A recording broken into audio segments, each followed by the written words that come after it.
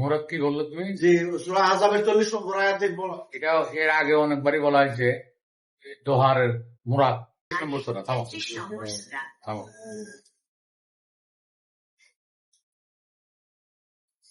কোরআন মাজিদের 33 নম্বর সূরা আল আহজাব, এটার 40 নম্বর আয়াতে আমাদের নবীজি সম্পর্কে বলা আছে, মোহাম্মদ সম্পর্কে। নবী মোহাম্মদ দুইটাই, রাসূল তিনটা শব্দ এই আয়াতেই আছে। আরবিতে অতীতকালের কোনো কিছু বলতে গেলে না বোঝাতে অতীতকালের না হলে পরে মা হয়, আর ভবিষ্যতের কোনো না হলে পরে লা হয়। যেমন লাইয়া যাবো, সে যাবে না। আর অতীতকালে যদি হয় তাহলে মা দ্বারা শুরু হয়। তো মাকানা তিনি ছিলেন না, এই যে না মাকানা মুহাম্মাদুন যদি কর্তা নিজেই হয় তাহলে পরে দুই পেশ পড়বে। আবার আহাদিমের রিজালিকুম, তোমাদের মতো কোন মানুষের পূর্বপুরুষ। মোহাম্মদ তোমাদের মতো কোন মানুষের পূর্বপুরুষ ছিলেন না। ওয়ালাকিন রাসূলুল্লাহি, তিনি ছিলেন একজন তত্ত্ববাহক বা ভাববাহক, এক ডাকার ভরা চিঠি বহনকারী। রাসূল যারা চিঠি বহন করে, রেসালা বহন করে, তাদেরকে রাসূল বলা হয়। খাতামান নাবিয়্যিন, এবং তিনি ছিলেন সকল নবীর শেষ, সকল ভাববাহকের শেষ। তাহলে একটা আয়াতের ভিতরে তিনটা শব্দের ব্যবহার আছে, রাসূল, নবী এবং মোহাম্মদ। হ্যাঁ, একই আয়াতের ভিতরে, এটা কঠিন বিষয় না। আর রাসূল, নবী আর মোহাম্মদ যদি এগুলো ভাগ করতে না পারে তাহলে সারা জীবন অন্ধকারে রয়েছে। তো তোমার প্রশ্নটা ছিল এখানে যে সে তো পুরুষের পিতা ছিলেন, কিন্তু কন্যা সন্তানের তো পিতা ছিল। এইরকম যারা বিতর্ক করে, ওই তর্ক বাগিস, ওই সমস্ত তার্কিকদের উদ্দেশ্যে আমরা বলতে পারি যে নবীজির 4টা ছেলে এবং 4টা মেয়ে ইতিহাসে বা তাদের রূপ কাহিনীতে আছে। 4টা মেয়ের নাম ফাতেমা, কুলসুম, জয়নব আর রুকাইয়া। আর 4টা ছেলের নাম মোবারক, ইব্রাহিম, তৈয়ব ও তাকা। ছেলেগুলো মারা গেছে, তাদের কথিত রূপকথা। মেয়ে 4টার ভিতরে 2টা নাই, আর 2টার খবর আমরা জানি, ফাতেমা আর কুলসুম। এখন এখানে ওয়ালাকিন রাসূলুল্লাহ মাকানা মুহাম্মাদিন আবা আহাদিমের রিজালিকুম। রাজুল হলো 1 বছর পুরুষ, আর রিজাল হলো পুরুষেরা, পুরুষগণ, পুরুষ মন্ডলী, পুরুষ বৃন্দ। রিজাল দ্বারা বহু বচন বোঝায়, আর রাজুল হলো 1। আর নারী বোঝাতে গেলে ইমরাত হলো নারী, নিসা মানে নারী, আর পুরুষ হলো রিজাল। আর আরো অনেকগুলো মানুষের, আরো অনেকগুলো নারী পুরুষের আরবি আছে। আমাদের এখানে প্রয়োজনীয় হলো রিজাল, রাজুলটা, রাজুলের বহু বচন রিজাল। এখন বলা হয়েছে যে তোমাদের মতো পুরুষের পিতা ছিলেন।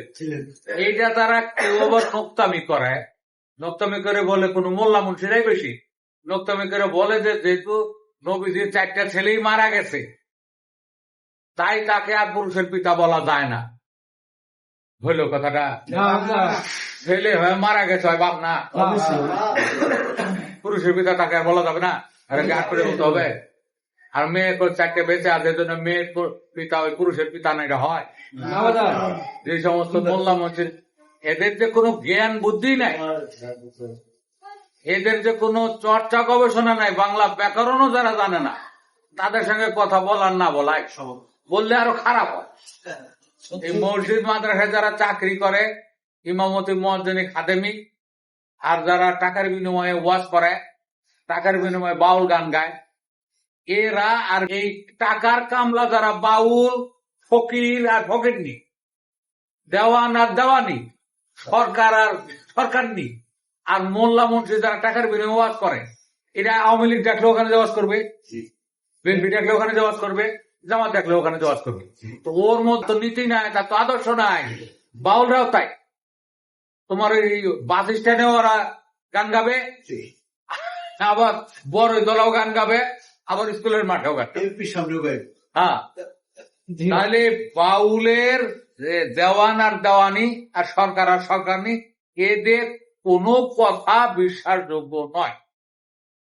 আমরা ছিলাম ওই যে নবীজি পুরুষের পিতা ছিলেন না, কন্যাদের পিতা ছিলেন। এইটাকে আমরা বলবো যে একটা লোকের দুইটা একটা পুত্র সন্তান হয়ে যদি মারা যায়, হয় পিতা হয় না, অবশ্যই। এক নাম্বার। দুই নম্বর হলো কেউ যদি এই কয়েক যুগের বা কয়েক শতাব্দীর কথা বলতে চায়, তখন নারী শব্দটার ব্যবহার হয় না, পুরুষের ব্যবহার হয়। যেমন আমরা 3 পুরুষ ধরে এই কুমারের কাজ করি, নারী তো বলা হইলো না, নারীগুলার ভিতরে আসে না, আমরা 3 পুরুষ ধরে এই বাড়িতে থাকি, এটা আমার দাদারা বলের বাড়ি, ঠিক? তাহলে এখানে নারী থাকে না, থাকে না, কে এই নারী আছে কিনা? 3 পুরুষ ধরে এই বাড়িতে থাকি, বলে দাদার কথা নারী পুরুষ সব আছে না? 3 পুরুষ ধরে আমরা কুমোরের কাজ করি, ওই মাটির পাতিলা বানাই না, তাহলে এখানে নারী আছে না? তাহলে সামগ্রিক ভাবে কয়েক যুগ এবং কয়েক শতাব্দী যদি বলতে হয়, পুরুষ নামটাই আছে, এখানে নারীর নামটা উচ্চারণ করা লাগে না, নারী অটোমেটিক ইনক্লুড হয়, ঠিক আছে? অতএব তিনি আবা হাদিমের রিজালিকুম, তোমাদের মতো কোন মানুষের পূর্বপুরুষ ছিলেন না। আবা আহাদিমের রিজালিকুম, তোমাদের মতো কোন মানুষের পূর্বপুরুষ মাকানা ছিলেন না, ঠিক আছে? তাতে পুত্রদের পিতা যে ছিলেন না, কন্যাদের পিতা ছিলেন, এরকম কিছু প্রমাণিত হয়নি। অতএব তোমার এই জিনিসটা শেষ হয়েছে কিনা? বলা কি রাসূলুল্লাহি, তিনি ছিলেন একজন পত্রবাহক, ওয়াখাতামান নাবিয়্যিন, এবং তিনি ছিলেন সকল ভাববাদীদের শেষ। এইটা ছিল শরীয়তের গল্প। এখন এটা হাকিকতে কি? হাকিকতে এইটা হলো ঐশী সংবাদ, যারা ওপারের সংবাদ নিয়ে আসে, কোথায়? সিদরাতুল মুনতাহার ওপারের সংবাদ নিয়ে যারা এপারে আসে, কে আসে? রজস্রাব। সিদরাতুল মুনতাহার ওপারের আল্লাহর বাড়ির, আল্লাহর আরশের, আল্লাহর ভবনের, আল্লাহর গণভবনের, আল্লাহর আবাস ভবনের, কি আর কি বলবো, আল্লাহর বাসভবনের খবর নিয়ে আসে এই রজস্রাব। নবী, তাহলে রজস্রাবকে গুরুদের আমরা নবী ধরতে পারি? নবী ধরতে পারি না, নবী ওপারের সংবাদ নিয়ে আসে, স্বর্গের সংবাদ গুলো নিয়ে আসে, নিয়ে এসে সে কেন ওই যে খাতামান নাবিয়্যিন, তিনি নবীদের শেষ কিভাবে? একটা সন্তান গর্ভ থেকে বের হলো, গর্ভ থেকে বের হওয়ার পরে ওর দেহে যা আছে ওটি আদিমা, আদি সম্পদ। তারপরে সন্তানের দেহে দাঁত এলো, দাঁতটাই পারেন না, দাঁতটা এসে স্বর্গধাম থেকে একটা মেসেজ নিয়ে এসে যে ও শক্ত খাবার খাওয়া শিখছে, ওর তাকে এখন শক্ত খাবার দেওয়া যেতে পারে। একটা আপেল দিলে কুটকুট করে কামড়াবে, একটা বিস্কুটের টুকরা দিলে কামড়াবে, ওর ভুল। এটা মায়ে বুঝতে পারছে, দুধের বোটে কামড় দেয়, এখন ওর দাঁত উঠছে, একটা ডিভাইন মেসেজ এল। দ্বিতীয়ত, ছেলেদের গোপ এবং দাড়ি গজায়, তোর কৈশোরকাল শেষ হলো, তুই এখন যৌবনকালে উপনীত হলি, অর্থাৎ তোর কৈশোরকালকে খতম করে দিলাম আমরা। কে বললো? মোষ এবং দাড়ি, গোপ এবং দাড়ি বললো তোর কৈশোরকাল শেষ, তুই এখন যুবক। আর নারীদের এলো পরবর্তীতে স্তর, দাঁতের পরে স্তর, এসে বললো যে ওই বয়সন্তি কালে এসছে, বাবা মায়ে লক্ষ্য রাখবে আগের চেয়ে। এরপরে যখন রজস্রাব এলো, ফাইনালি সংবাদ দিয়ে দিল যে তোমার কৈশোর এবং কিশোরী শেষ, এখন তুমি যুবতীতে উন্নীত হয়েছ, এখন তোমাকে মানব চাষের জন্য, মানব সন্তান চাষবাসের জন্য তোমাকে বিবাহ দেওয়া যাবে। তো আমি রজস্রাব সাংবাদিক, ওই যে সাংবাদিক যে কদিন থাকবো, ওই কদিন কোন পুরুষ মৈথুনের জন্য আসতে পারবে না। এত থেকে এত তারিখের মধ্যে সন্তান উৎপাদন হতে পারে, যেদিন মাসিক ক্লিয়ার হয়েছে সেদিন থেকে 21 তারিখ পর্যন্ত সন্তান হওয়ার সম্ভাবনা আছে। অতএব সাবধানে দাম্পত্য নির্বাহ করত। আর 22 তারিখ থেকে 28 তারিখ পর্যন্ত সন্তান হওয়ার সম্ভাবনা নাই। অতএব এই টাইমে যদি তোমরা অ্যাক্সিডেন্ট করো, মাথা দিয়ে উল্টে পড়ো, তাহলে কোনো সমস্যা নাই।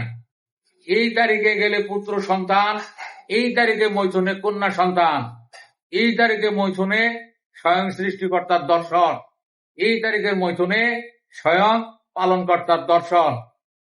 এইভাবে হলো বিনোদন, এইভাবে হলো সাধন মৈথুন। এই ডিটেল সংবাদগুলো রজস্রাব আপ। এই কারণে তাকে বলা হয় খাতাবান নবিয়্যিন, সকল সাংবাদিকের শেষ, সকল তত্ত্ববাহকের ভাববাহকের শেষ হলো রজস্রাব। রজস্রাবের পরে নারী দেহের এক্সটার্নাল কোন সিগন্যাল আর আসে লাস্ট সিগন্যাল হলো রজস্রাব। জয় গুরু, জয় গুরু। তাহলে এটা শেষ হলো তোমার